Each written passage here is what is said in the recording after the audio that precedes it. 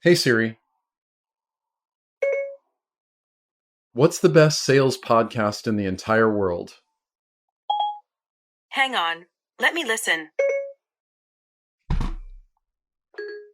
Not quite what I wanted, but I do love my Google Assistant. I do love Siri. They both help me do all kinds of things. And obviously, they both have some work to do, but still, the technology is amazing. Though it seems totally mundane now, automations like this one are all around us. Some people talk to Alexa. The heater in my house turns on and off based on when my wife and I are in the house. I have a bot email me whenever Pitchfork has a new highly reviewed album. And I have a bot that lives in my inbox flagging for me emails that haven't received a reply. But it wasn't always like this. There was a time when an ox pulling a sled to plow a field was automation, at least compared to doing it with just your bare hands. Automation comes in waves, not all at once. A lot of people are worried about the coming automation displacement, including me, honestly. McKinsey predicts that up to a third of all jobs could be displaced by automation by the year 2030. And yes, automation may be coming for you. But what is it anyway? Is it robots completely replacing people? Is it these really dumb, not AI at all chatbots that ask you to choose one of three options before giving a response on a website? Well, it's both, of course. Here's a definition of automation from Oxford. The use of largely automatic equipment in a system of manufacturing or other production process. I want to draw your attention to that phrase, largely automatic, which is to say two important things. Automation tends to happen in a stepwise fashion, one small piece at a time. Someone has to set up the automation correctly for it to be useful. The good news is you can do both right now. Automation can be used for good, and it can be used to annoy the hell out of people. Around 50% of phone calls made right now are all spam calls. That's a bad use of automation. On the other hand, surgeries are getting faster, more successful, and often have less complications with the use of robotics in the operating room. That's good. What kind of automation are you using? In this episode of Modern Sales, you'll learn how automation can help you in your sales efforts across the whole funnel, what you can learn from marketers, and what to do to make your selling 1% more effective today. Welcome to Modern Sales, a podcast for entrepreneurs, business owners, and salespeople looking to have more and better conversations with your perfect clients. You'll get a healthy scoop of psychology, behavioral economics, and sales studies to help you create win-win relationships. I'm your host, Liston Witherell, and I'm pleased to welcome you to Modern Sales. This is the hashtag Sellers Become Marketers series on Modern Sales, where we're talking about the skills you need to survive the giant shift in sales and skills that you can pick up from marketers. This is the last episode in the series, all about automation, so you can provide a better, more consistent experience to more people. Each of the episodes will have the hashtag Sellers Become Marketers at the beginning of the title to help you find them quickly. So if you'd like to catch up on the series, just scroll back in the podcast feed. Now let's talk automation. The problem is one of complexity and volume. On the complexity side, selling is more complex because there's huge amounts of data and information you need to balance in order to be successful. There's research you need to do, insights you need to come up with, and tons of little things you need to remember to do throughout the day, every single day. And then there's the volume of complex work you need to do. If you're in a prospecting role, you're probably expected to do 40 to 120 sales actions every single day. There's no way you can remember all of that on your own. Add to that the deals you manage, the network you're building, and any content efforts you're undergoing. It's a lot. Meanwhile, marketers have been using automation for a long time, but sales has been a little later to the game, mostly because the tools haven't been there before. Here's the thing. Sales is getting more competitive every day because of that little thing that I'm talking about, automation. And while automation is the solution, it's also the problem. And really it comes down to how it's done. I'm not advocating for you to put your whole sales process on autopilot, quite the opposite actually. What I'm pushing you to do is think strategically and systematically about everything that goes on in your sales process and figure out not how can you automate the whole thing, but how can you automate very particular pieces of it. See, marketers figured out how to automate things because they didn't have the luxury of just doing one-to-one interactions the way we do in sales. They had to reach a lot of people and quickly, and often in a personalized way, or at least somewhat personalized. But now the game is changing, and you're expected to do both jobs as a seller. On the one hand, you're supposed to reach a lot of people using personalization, just like a marketer would. And on the other hand, you're also having those one-on-one conversations in a traditional sales process, which is why we've come full circle, and I called this series Sellers Become Marketers. Now, there are a couple psychological factors at play here that I want to draw your attention to, and one is repetition. The more we hear something, the more weight it holds for us, the more persuasive it is, the more convincing it is, and the more it matters to us. So when our prospects hear something multiple times, they're more likely to respond. They're more likely to trust it. They're more likely to be receptive to the message. And also, they are busy, just like you, just like me. They may need to be exposed to you and your message 6, 7, 8, or more times before they're ready to respond. No worries, that's fine, right? We expect that. But it's hard to keep up with that level of volume without some kind of automation in place. And then there's the psychology for us. In particular, the neuroscience of productivity. And that is the cost of task switching is huge. One of the features of automation is it allows us to do things in bulk, set them up, and then let them run on their own so we don't have to go from thing to thing, and it saves us a lot of time.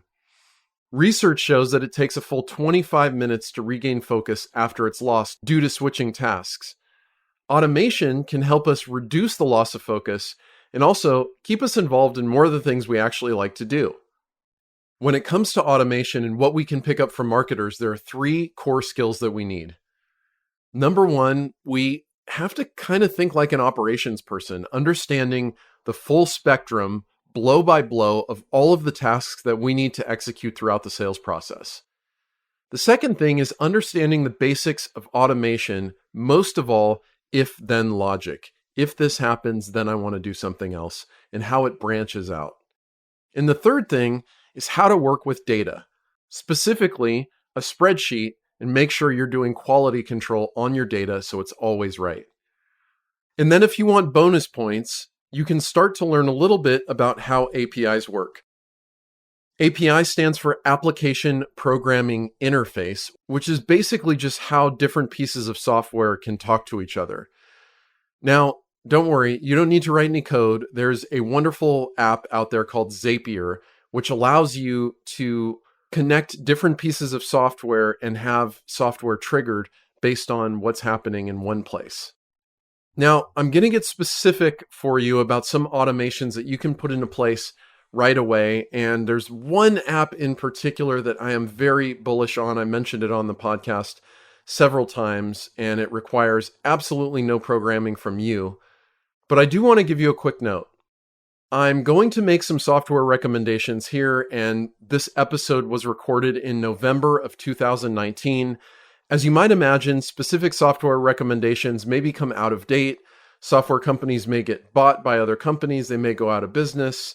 But the fundamentals of what we're trying to achieve here, they don't change all that much. So feel free to check out the tools that I'm recommending. No one paid me to recommend these. But I do want you to know that getting the job done is much more important than the actual tool. And finally, before I get into the tools, I want to cover something important here. You really have to have an intimate understanding of what needs to be done before you can effectively automate anything. I'll give you an example. So right now on this here podcast, on the Modern Sales Podcast, I'm currently prospecting for sponsors who might want to advertise on the podcast and reach you, dear listener. And I'm automating part of the outreach process in order to help me out.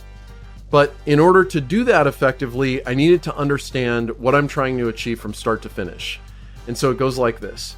First, I need a list of viable prospects to target. That started by me making some assumptions and some guesses, really, about who's likely to be a better fit for a sponsor on this podcast. And so I looked at online listings, different types of sponsors, people already buying advertising, and I had my assistant put together a list, which I reviewed line by line. She also went out, got each prospect's information, all the way down to phone number, mailing address, email address, of course, LinkedIn profile, on and on and on. I then wrote a 5-part email series. So for each prospect, I want to make sure I reach out to them, let them know what I'm working on, and I want to send them at least several emails, in this case, 5 emails, to let them know, hey, this is what I'm doing. And just in case they're busy or I keep catching them at a bad time, it's a good idea to repeat this process, right? So I went out, I wrote a 5-part email series that's pretty customized to each individual recipient. Once I get a response, the idea then is to send a special scheduling link for the people who are interested. That scheduling link allows them to book on my calendar. It automatically gives them a follow-up email with an agenda for the meeting so that they know what we're going to talk about and they can prepare a little bit. And it also pushes their information straight into my CRM as an opportunity. I then also wrote a follow-up template so that after my sales calls, I could send an email that was pretty much the same every single time. And I also put together a contract so that people could have a faster and easier buying experience from me. There were quite a few moving parts, right? The main thing I automated here was the email sequence, but I also pre-wrote all of the copy that's associated with this campaign. And I also have a sales deck, which is the process I'm using on these sales calls, where I'm learning a little bit first about the client, and then I'm going through the deck to walk them through how does the podcast work and what would they get. Now, full disclosure, the sales deck took way longer than anything else. I mean, multiples longer than anything else I mentioned here. But I did need the full picture of what needed to be done long before I could automate anything. And that's the thing I want to emphasize here, is that anything I'm recommending here, it's not about the tool, it's about executing the process. And I hate to use the phrase, but doing more with less is the goal here. And that's why I'm recommending some of these automations. What I don't want you to do is automate at the expense of delivering a useful and valuable experience to the person receiving it. So, disclaimer over. By the way, if you know anybody, if you or your company want to advertise on this podcast, feel free to email me, liston@servedon'tsell.com. That's my story. Also, if you're interested in learning more about this campaign and how I am selling ads and the whole process I went through, I'll probably post an article, at least on Medium, but feel free to email me if you're interested in hearing about that. Now, let's move to tools. So the first thing that I recommend is automating as much of your email as you possibly can. Now, I've had this dream, really, I think it's a fantasy, that I could just log into my inbox and only see emails that actually mattered to me. The problem with email is it continues to ebb and flow. If you unsubscribe from a bunch of things, then you may not see some important things. There's marketing emails, plus there's emails from individuals. There's all kinds of reasons why email is a challenge. I haven't figured out how to automate only seeing the best emails in my inbox. You can, of course, outsource this to G Suite. If you're on G Suite, it can sort your inbox for you. It does an okay job, not the best job, but in any case, I haven't figured out how to do that. But there are several types of things that I recommend you automate in your email. And the one app that I recommend, it only works with G Suite for now at least, is Mixmax. And that's mixmax.com. I've put my affiliate link below in the show notes here. The thing I love about Mixmax is it has just this great suite of amazing add-ons that work right there in your inbox with very little explanation needed. So one thing it can do is it can automatically send a follow-up sequence of emails. So if you write a generic follow-up sequence that's just the standard nudge emails, hey, did you see my last email? Or what do you think? Or whatever you want to say, maybe 3 emails over 4 weeks, something like that. You can add that on. You can have reminders pop up in your inbox. So you can snooze a message for a predetermined amount of time on a specific date, plus 90 days, however you want to say it. It can read just plain text and it'll bring emails back to you. You can send emails later. I know a lot of these are now included in Gmail. The implementation by Mixmax is much better than what Gmail has done. But three of the big things that I love about Mixmax, number one is it makes inserting custom videos dead simple and fewer clicks than any other solution I've seen. So you can record a video for your prospects or even include videos in sequences that go out that maybe isn't customized for every single prospect, but you have a video for a campaign. You can do that with Mixmax, and it's really, really easy to do that. The second thing I love is the meeting scheduling. Now, there are apps out there that do meeting scheduling a little bit better than Mixmax, but mostly it's really good. And you can also set up an automatic reminder so that a day before or an hour before someone gets an email, and like I said a second ago, I like setting that up as the meeting agenda so people know what we're going to talk about. The third thing that I really love about Mixmax is sequences. And so what's powerful is if you combine your meeting link with the sequences, Mixmax can automatically stop the sequence when someone books you on your calendar, which is amazing. It's so great. It'll also automatically stop the sequence, just like all the other solutions out there, when someone replies, and it has out-of-office detection. So if you're looking to do campaigns, Mixmax sequences are fantastic. One thing that I love about Mixmax sequences, and we're going to get a little bit into the weeds here, but I promise you there's a reason for this. If you wanted to send someone a drip sequence, meaning they get all of the emails in the sequence, even if they reply, you can do that in Mixmax. A lot of the other solutions on the market are designed just to get replies. And I find that this flexibility that Mixmax gives me is really, really amazing. So in any case, I'm a huge fan. Again, they haven't paid me $1 yet. I mean, I'd welcome them as an advertiser if they're listening, but they haven't paid me $1. I just love the software. It's fantastic.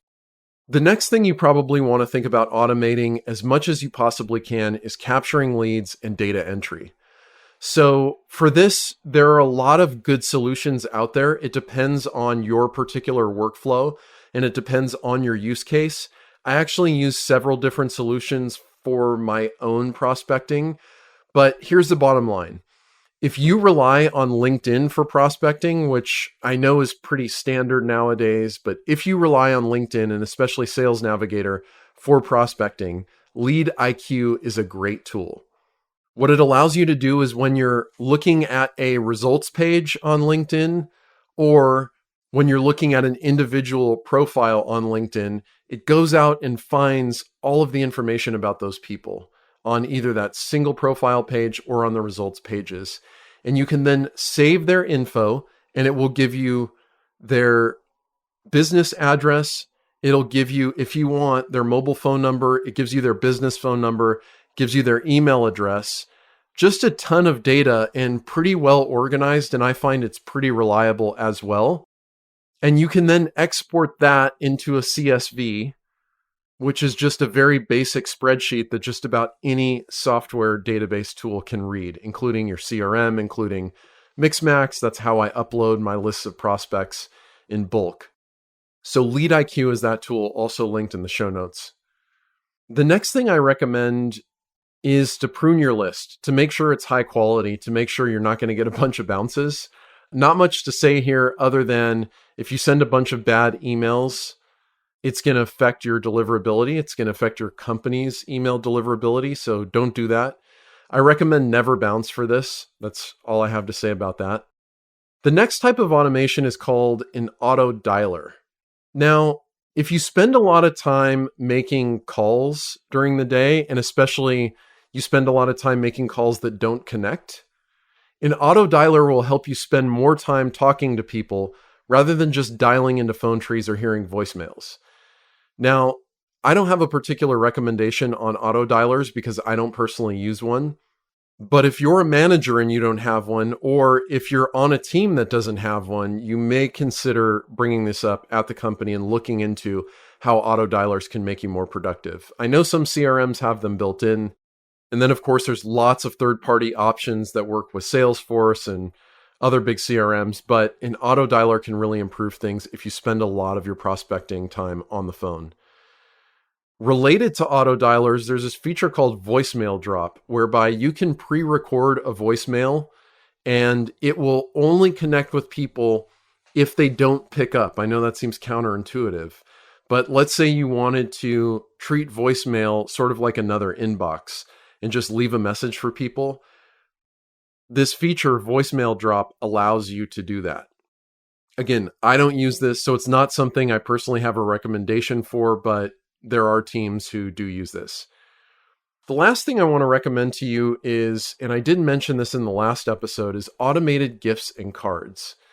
So I believe that every marketing and sales channel kind of waxes and wanes over time. So right now, email is terribly crowded, and I'm guessing it will never be uncrowded unless it gets more expensive to send email. But if you think about the phone, fewer people are talking on the phone these days. So actually, the phone may be a better channel to use. And of course, this is very dependent on your market and who you're trying to reach. But as things change, right? As the phone becomes crowded, maybe people go to email. As email becomes more crowded, people go back to the phone.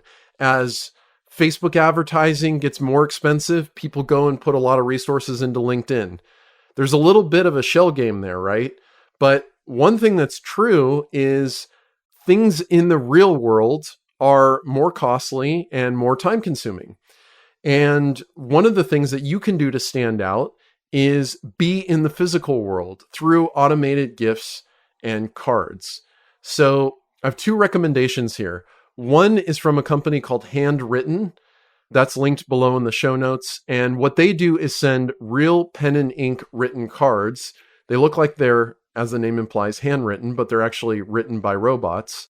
But Handwritten lets you automate that. So let's say, back to my example, I'm out prospecting for sponsors for this podcast. I send a bunch of emails to people. Some people open those emails. Some people reply. I have some meetings, right? What I could do is upload a list of everybody who doesn't respond to the sequence to Handwritten and have handwritten cards sent to those people in an effort to get their attention, which I'm guessing would yield at least a few responses. Likewise, for the people who I actually did talk to, I could send them a handwritten card thanking them for talking to me and asking if and when they would be ready to sponsor the show. It's pretty powerful, right? And my objection historically to doing this myself is that it's time consuming. It's a pain. I just don't like to do it. I'll be honest. And so Handwritten for a pretty low fee allows you to start to implement some direct mail into your prospecting, into your sales, into your client relations. The next one is called Sendoso, and Sendoso is a database of gifts, and it works much the same way. And I do want to point out both of these, I talked about understanding how APIs work. Both Handwritten and Sendoso have direct integrations, but they both work with Zapier. So I'll give you an example. Let's say after you have a sales call with any new prospect, it's your first sales call, you move your deal in your CRM from initial call to schedule deep dive, whatever you call the next step in your sales process. And you're actually moving that in your pipeline, in your CRM. Well, you could have that movement trigger a handwritten call or trigger a gift from Sendoso sent directly to that contact who's attached to that deal. And you can do that automatically without having to do anything else. Of course, assuming that your credit card is hooked up and in good standing, right? They have to charge someone, but that's the power of automation right there, is going through this process, really understanding what you want to happen at what points and how you can advance people down your funnel, and then having things in the real world actually supplement that, but somewhat, at least automatically, turns out to be quite powerful. This is how marketers think. This is how we now as salespeople need to think as we enter a world that's much more complicated and people honestly want a more and more personalized experience at the same time that we're having to interact with way more prospects. That's it. We've done it. Thanks for listening to this final episode in the Sellers Become Marketers series. Next week, I'll be kicking off a new series about something that costs US businesses $400 billion last year and takes up a third of your time. Funny enough, you think this activity is often a waste of your time, but you spend almost no time understanding how to do it better. If you aren't already subscribed to this podcast, please do so by clicking the subscribe button. You can also get notified of all episodes with some behind the scenes info, as well as other exclusive sales content I put out by signing up for the newsletter at servedon'tsell.com/newsletter. It's totally free and it's linked in the show notes. And finally, if you're looking for help training your team to sell more of your big, hairy, complicated products and services to big companies, I can help with remote and on-site training options. Just head over to servedon'tsell.com, click the contact button, and you can fill out a quick form to begin the conversation. Thanks so much for listening. I'm Liston Witherell of Serve Don't Sell, and I hope you have a fantastic day.